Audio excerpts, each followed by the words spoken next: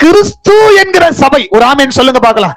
கிறிஸ்து என்கிற அந்த உபதேசம், ஒரு அல்லேலூயா சொல்லுங்க பார்க்கலாம். ஹalleluya, ஹalleluya. நல்லா கவனிங்க.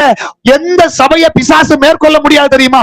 உபதேசத்துல எந்த சபை சரியா நிக்குதோ அந்த சபையை பிசாசானவன் தொட முடியாது. அல்லேலூயா சொல்லுங்க, ஆமென் சொல்லுங்க. உபதேசத்துல கர்த்தருடைய வார்த்தை மேல, இதுதான் உபதேசம். ஆமென் சொல்லுங்க பார்க்கலாம். இந்த வசனத்துல யாரெல்லாம் கட்டப்படுகிறார்களோ, இன்னைக்கு நிறைய நேரத்துல ஏன் சர்ச்சுக்கு வந்தீங்க அப்படின்னா, எனக்கு ஒரு அற்புதம் நடந்துச்சு அதனால சர்ச்சுக்கு வர்றேன். இன்னைக்கு ஏன் ஆண்டவரை நம்புறீங்க அப்படின்னா அவங்கள்ட்ட கேட்டவங்க சொல்லுவாங்க, எனக்கு அற்புதம் நடந்துச்சு அதனால நான் என்ன பண்றேன். நாளைக்கு அற்புதம் நடக்கல அப்படின்னா, நான் சொல்றது உங்களுக்கு புரியுதா?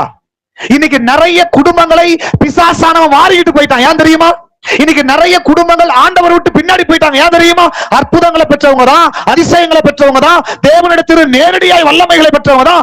ஆனா ஆண்டவருக்குள்ள அவங்களால நிலைச்சிருக்க முடியல. ஏன்னா அவங்களுடைய அடித்தளம், பேஸ்மெண்ட் இருக்குல்ல, அவங்களுடைய அடித்தளம் எதன் மேல திரும்ப இருந்துச்சு? நம்பிக்கை, ஆண்டவர் செய்த நன்மையின் மேல இருந்துச்சு, ஆண்டவர் செய்த அற்புதத்தின் மேல இருந்துச்சு.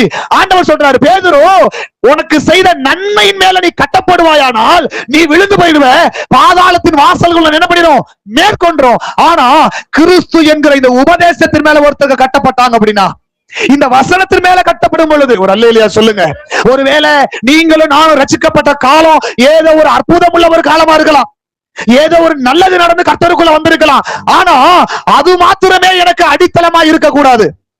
எந்த ஒரு சபை வசனத்துல கட்டப்படுகிறதோ, ஒரு ஆமென் அல்லேலூயா, வசனத்துல கட்டப்படுகிறதோ அந்த சபை எந்த விதமான பாதாளத்தினுடைய தந்திரங்கள் வந்தாலும் அவர்களை மேற்கொள்ள முடியாது, அந்த குடும்பத்தை மேற்கொள்ள முடியாது.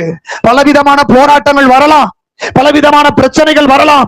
அற்புதத்தை மட்டும் முக்கிய மூல காரணமாய் வைத்திருக்கிறவர்கள் கர்த்தரை விட்டு பின்னாடி போயிடுவாங்க. எனக்கு ஒரு நன்மை நடந்துச்சு அதனால சபைக்கு வந்தேன், இப்போ எனக்கு நடக்கல அதனால சபையை விட்டு, சொல்லுங்க.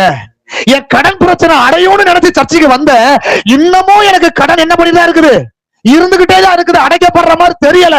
அதனால எனக்கு அந்த கோயிலுக்கு போனாலும் அப்படிதான் இருந்துச்சு, இங்க வந்தோம் சொல்லுங்க அப்படிதான் இருக்குது, அதனால எனக்கு இயேசு வேண்டாம்.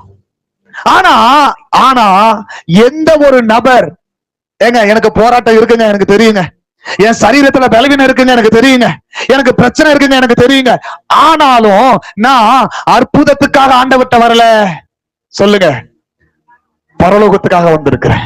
அல்லேலூயா சொல்லுங்க. என்னுடைய அஸ்திபாரம் அற்புதத்தின் மேல இல்ல, நல்லா கவனிங்க.